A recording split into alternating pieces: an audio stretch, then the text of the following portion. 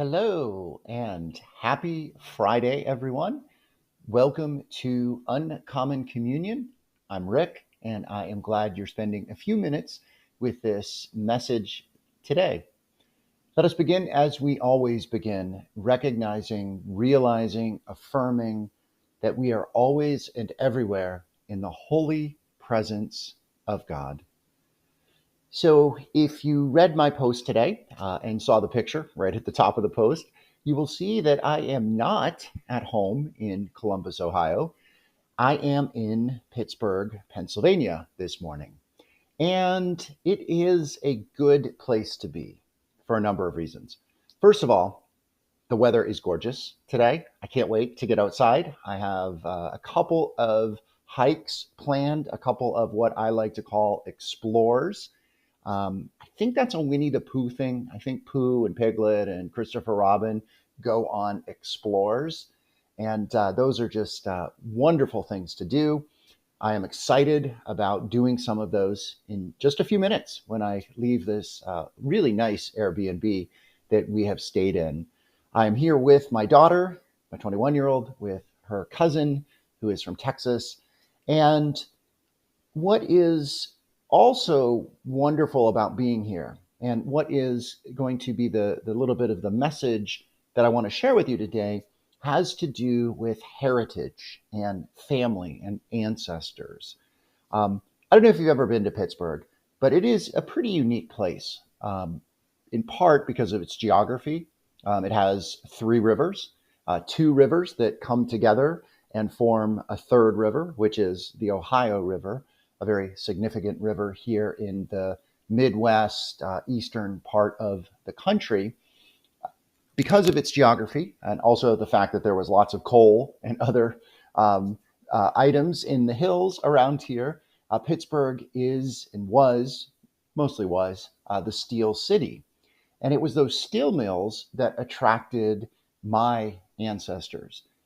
Three of my four grandparents who were born in Eastern Europe, two of them in Slovakia, my mom's father in Belarus, Russia, came to Pittsburgh for those opportunities.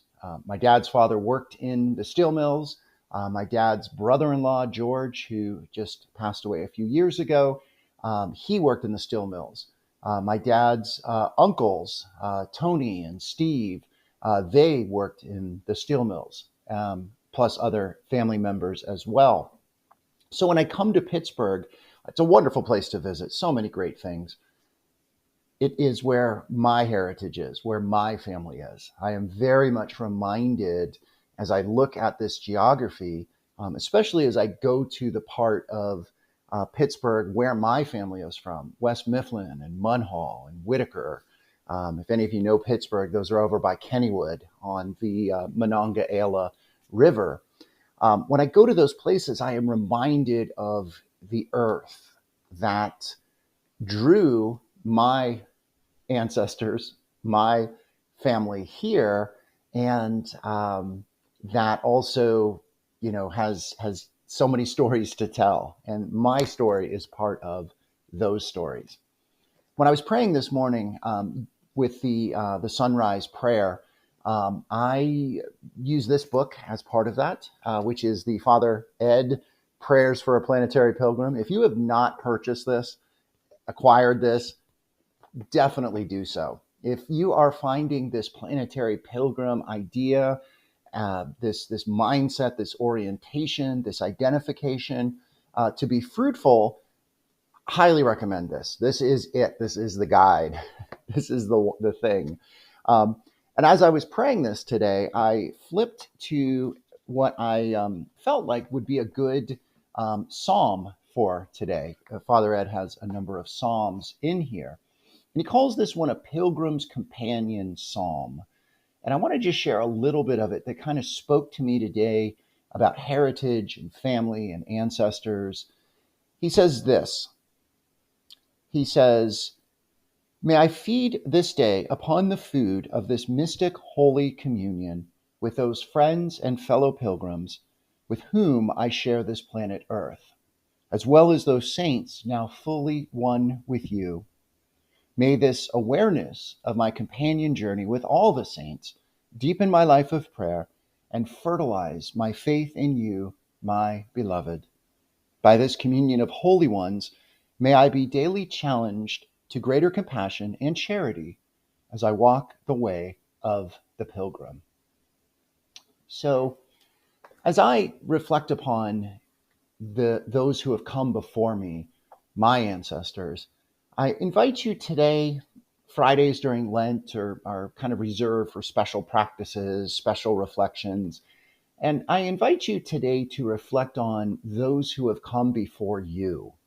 You know, we believe in our faith that our ancestors, the formal term is the communion of saints, but we believe that all of those who have come before us are still with us somehow. Now, that may be kind of metaphysical, supernatural. I want to make it more practical, right? That the metaphysical may be the case. I personally believe it is the case. I know many people who do. Even if you put that to the side, the fact is that each of us bears all of the ancestors who have come before us, right? Literally in our DNA being passed down. But think about it for a moment, right? Ponder this. Think of all the people, the chain of people that goes back in time, generation after generation after generation. And maybe you have tracked your genealogy a number of generations back, even further beyond that. All of those people who were together, who procreated, who had children that survived to procreate, and so forth, and so forth, and so forth. And each and every one of us is the product of all of that. And again, whether all of those people are still with us in a metaphysical way is almost secondary to the reality that all of those people are with us in us. We bear that. And if you want to wonder on something for a minute, just think of all those stories, right? Think of all those people, all those coincidences. If that man and that woman hadn't have met in that place, whenever it was, I wouldn't be here. If that baby that they hadn't have survived, you wouldn't be here, right?